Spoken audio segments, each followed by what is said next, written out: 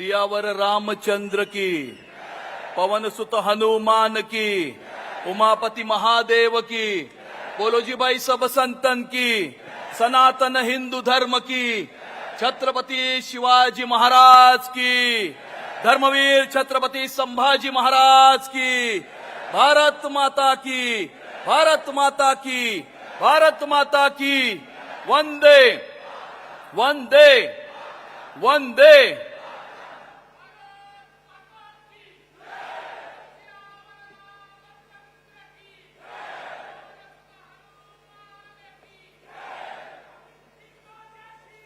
मंचावरती उपस्थित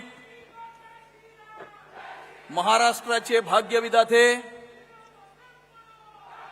या महाराष्ट्रामध्ये गेल्या 10 वर्षामध्ये आणि खास करून मुंबई शहरामध्ये क्रांतिकारक असे बदल घडवणारे, कोस्टल रोड असेल, अटल सेतू असेल, नवी मुंबई इंटरनॅशनल एअरपोर्ट असेल, सीसीटीव्हीज असतील आणि मुंबई शहराला भोंगामुक्त करणारे आपले लोकप्रिय मुख्यमंत्री आदरणीय देवेंद्र फडणवीस साहेब आणि आपल्या सर्वांचे लाडके देवाभाऊ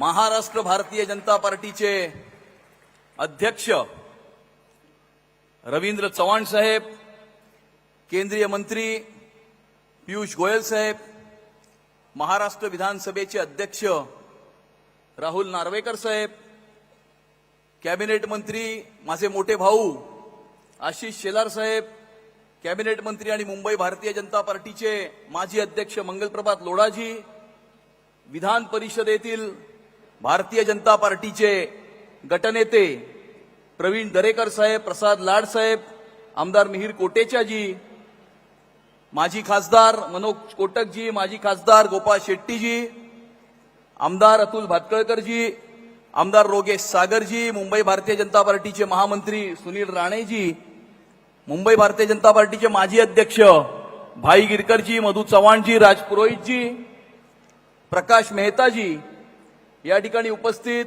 आमदार कॅप्टन सेल्वनजी, आमदार पराग अवणीजी, आमदार मनीषाताई चौधरी, माजी आमदार भारतीताई लवेकर, आमदार विद्या ठाकूरजी, आमदार चित्राताई वाघजी, श्रीकांत भारतीयजी, मुंबई युवा मोर्चाचे अध्यक्ष तेजिंदर तिवानाजी, तसेच आमदार राजन सिंगजी आणि नवनिर्वाचित भारतीय जनता पार्टीचे जिल्हाध्यक्ष दीपक बाळा तावडेजी, ज्ञानमूर्ती शर्माजी, वीरेंद्र म्हात्रेजी, नीरज उभारेजी, शलाकाताई साळवीजी, दीपक दळवीजी, पराग शाहजी आमदार आणि या ठिकाणी उपस्थित एवढ्या मोठ्या संख्येने उपस्थित सर्व भारतीय जनता पार्टीचे पदाधिकारी, कार्यकर्ता, बंधू भगिनींनो,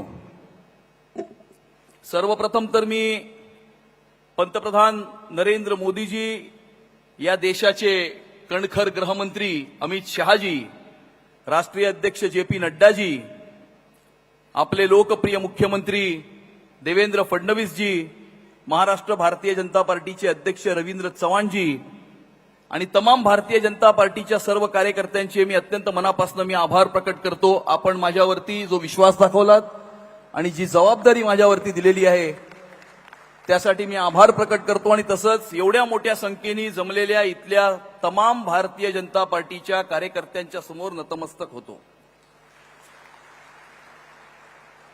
या मुंबई शहराचा अध्यक्ष आणि या मुंबईच्या महानगरपालिकेची येणारी निवडणूक,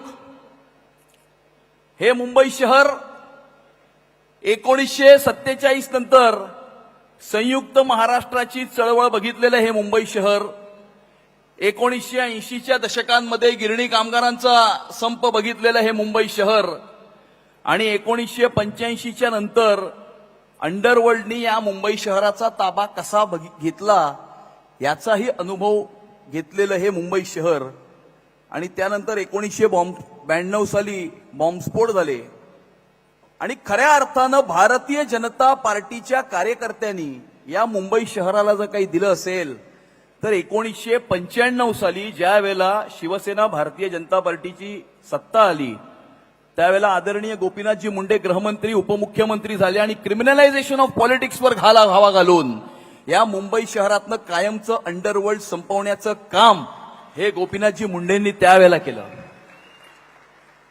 पहिल्यांदा मुंबईला कंजेशन फ्री करण्याकरता त्याच 95 ते 99च्या दरम्यान नितीन गडकरी साहेबांनी 56 उड्डाण पूल या मुंबई शहरामध्ये बांधून खऱ्या अर्थानं मुंबईला कंजेशन फ्री करण्याचं काम त्यावेळेला नितीन गडकरीजींनी केलं. त्यानंतर आपण बघितलं 1999 ते 2014 कशा प्रकारचं सरकार या महाराष्ट्रामध्ये होतं हे आपण सर्वांनी त्याचा अनुभव घेतला. त्याच कालावधीमध्ये 2006 मध्ये ट्रेनमध्ये बॉम्ब ब्लास्ट झाले, बीएसटी मध्ये ब्लास्ट झाले. 2008 मध्ये दक्षिण मुंबईमध्ये जो मोठा हमला या मुंबई शहरावरती झाला त्यावेळेला गृहमंत्री त्यावेळेचे असं म्हणाले होते की आम्ही संपूर्ण मुंबई शहराला सीसीटीव्ही कॅमेरे लावू. परंतु 2008 ते 2014 सीसीटीव्ही कॅमेऱ्याचं सादर टेंडरही त्यांना काढता आलं नाही. 1999 ते 2014 आपण मुंबईत एक मेट्रो बघितली, एक मेट्रो अंधेरी ते घाटकोपरची 11 किलोमीटरची एक मेट्रो.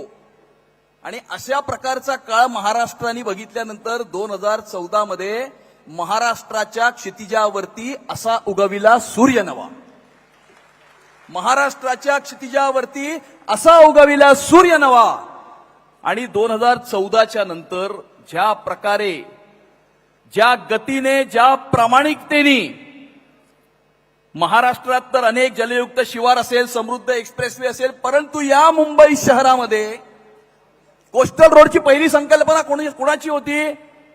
काँग्रेसवाल्यांची होती. अरे आपल्याच सरकारकडनं एक परवानगी सुद्धा ते आणू शकले नाहीत. त्या कोस्टल रोडचं भूमिपूजनही देवाभाऊंनी केलं आणि उद्घाटनही देवाभाऊंनी केलं. अटल सेतूची संकल्पना 1970च्या दशकातली संकल्पना होती. काय करू शकले? 30-40 वर्ष काही करू शकले नाहीत. त्याचं भूमिपूजनही देवाभाऊंनी केलं, उद्घाटनही देवाभाऊंनी केलं. 2008 मध्ये गृहमंत्री म्हणाले होते आम्ही सीसीटीव्ही कॅमेरा लावू. 2014 मध्ये मुख्यमंत्री झाल्याच्या नंतर सीसीटीव्हीचं टेंडर काढलं आणि 2016 मध्ये संपूर्ण मुंबई शहरामध्ये 7,000 पेक्षा जास्त सीसीटीव्ही कॅमेराज हे आपल्या देवाभाऊंनी लावले. नवी मुंबईचं इंटरनॅशनल एअरपोर्ट असेल किंवा वरळीतल्या बीडीडी चाळीमधल्या मराठी माणसाला त्याच ठिकाणी 500 फुटाचं घर बनवून देण्याचं काम असेल, ही सर्वच्या सर्व कामं ही गेल्या 11 वर्षामध्ये आपल्या लाडक्या देवाभाऊंनी घडवून आणली. नरेंद्र मोदीजींच्या केंद्रातल्या सरकारचं त्यांना असं पाठबळ होतं की 7 लाख कोटीपेक्षा जास्त निधी हा मोदीजींनी फक्त आणि फक्त मुंबई करता दिला. या तुमच्या आणि माझ्या मुंबई करता दिला. रेल्वेचं इन्फ्रास्ट्रक्चर बघा, एस्कलेटर्स, एसी ट्रेन्स, अनेक प्रकारचे आमूलाग्न बदल, क्रांतिकारक बदल हे गेल्या मुंबई शहरामध्ये फक्त 11 वर्षामध्ये आपल्याला मोदीजींच्या सरकारच्या मार्फत आणि देवाभाऊंच्या सरकारच्या मार्फत हे आपल्याला पाहायला मिळाले. पण हे सर्व बदल हे मुंबई शहरामध्ये होत असताना हे बदल केंद्र सरकार आणि राज्य सरकारच्या माध्यमातून झाले. मुंबई महानगरपालिकेच्या माध्यमातून काय झालं? 1997 ते 2022 25 वर्ष काय 2G 3G कोलगेट फिलगेट काय नाही. या देशातला सगळ्यात मोठा भ्रष्टाचार म्हणजे 3 लाख कोटीचा मुंबईच्या महानगरपालिकेतला भ्रष्टाचार हा आपण 1997 ते 2022 या कालावधीमध्ये आपण बघितला. दर आठवड्याच्या स्टँडिंग कमिटीवर 5% जगतात आणि मराठीच्या गप्पा करतात.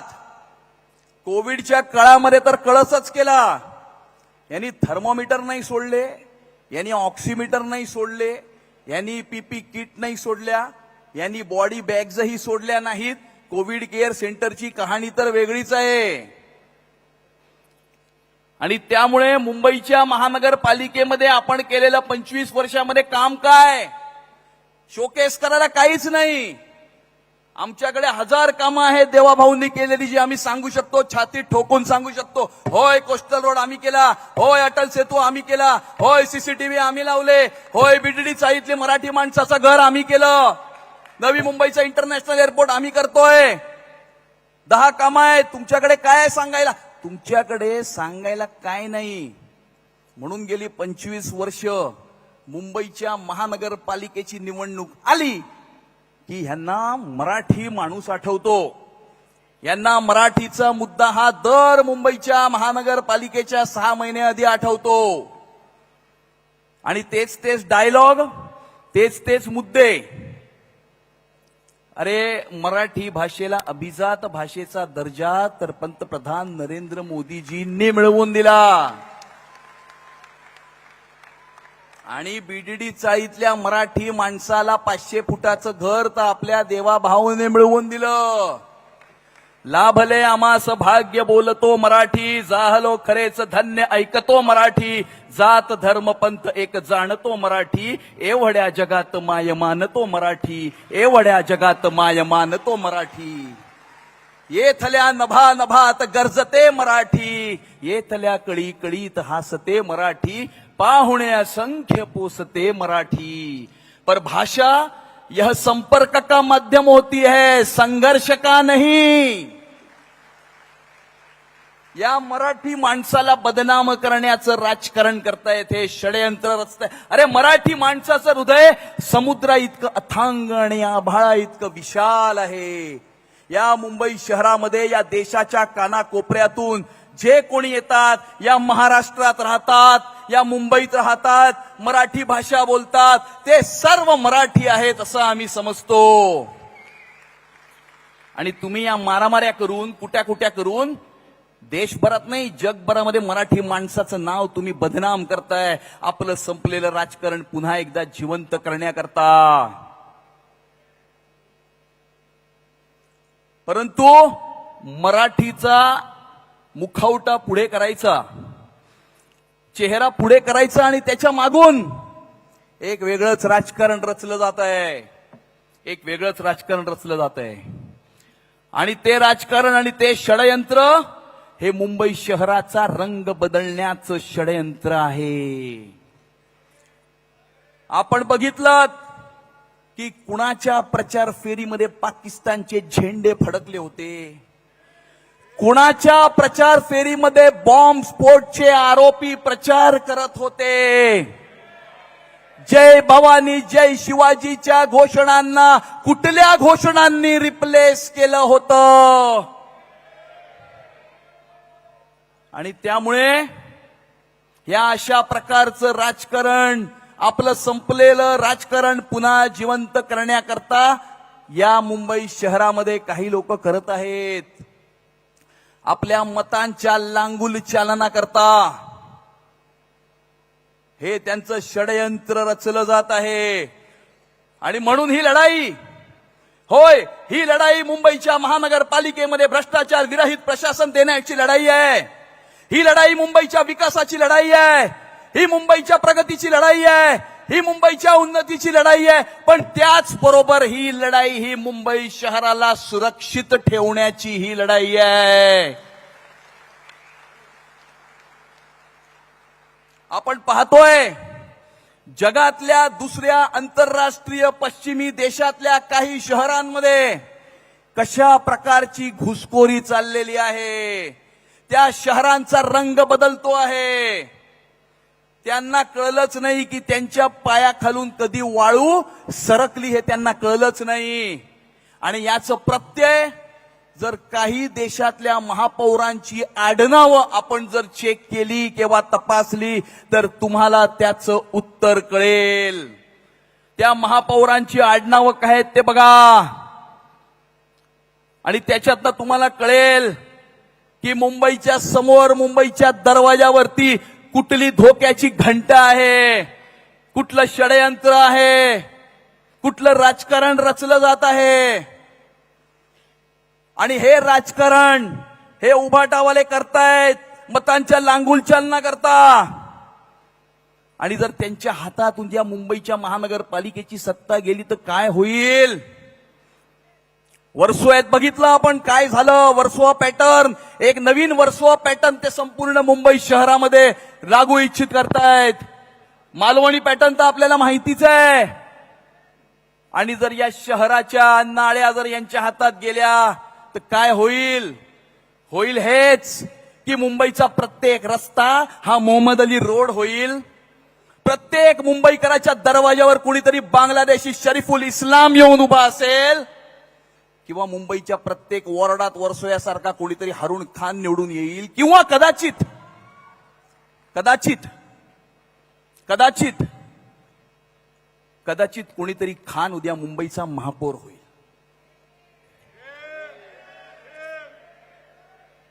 आणि त्यामुळे मुंबईकर मोठ्या आशा, आकांक्षा आणि अपेक्षांनी आपल्या सर्वांकडे पाहतोय. कारण मुंबईसह महाराष्ट्राच्या भोवती घोंगावणाऱ्या या हिरव्या वादळाला परतवण्याची क्षमता जर कुणात असेल तर ती फक्त आणि फक्त भारतीय जनता पार्टीच्या कार्यकर्त्यांमध्ये आहे. आणि म्हणून धनुष्यटा प्रहार कर, तू सबसे पहला वार कर, सिंहसी दहाड़ कर, शंकसी पुकार कर, रुके न तू, थके न तू, झुके न तू, थमे न तू, तू युद्ध कर, तू युद्ध कर, तू युद्ध कर, तू युद्ध कर.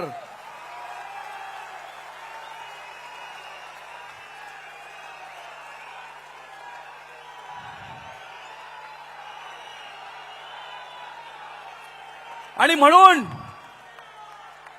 येणाऱ्या काळामध्ये आता आपल्या लाडक्या देवा भाऊंनी जो प्लॅटफॉर्म लॉन्च केला, प्रत्येक भारतीय जनता पार्टीचा कार्यकर्ता हा प्रत्येक मुंबईकराच्या दरवाजावरती जाईल, मुंबईकरांचे आशीर्वाद घेईल, ती लिंक भरून घेईल, मुंबईकरांच्या सूचना घेईल, आवाज मुंबईकरांचा, संकल्प भाजपचा.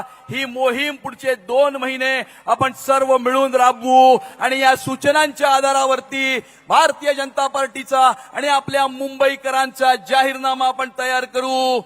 ज्या जाहीरनाम्याच्या आधारावरती येणाऱ्या काळामध्ये मोदीजींच्या व्हिजननुसार आणि देवेंद्रजींच्या मार्गदर्शनाखाली चालणारा मुंबईचा महायुतीचा महापौर आपण सर्व मिळून, मुंबईकर मिळून त्या ठिकाणी बसवू.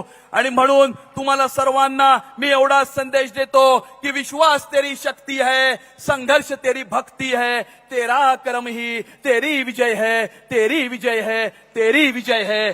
बहुत बहुत धन्यवाद. जय हिंद, जय महाराष्ट्र, भारत माता की जय.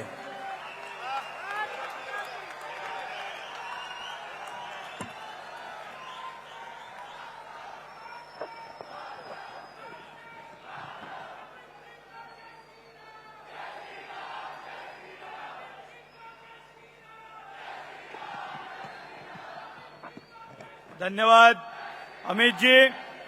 तुम्ही जी अपेक्षा व्यक्त केली आहे तर एवढंच सांगतो, होय आम्ही सगळ्या युद्धासाठी तयार आहोत, सगळ्या युद्धासाठी तयार आहोत.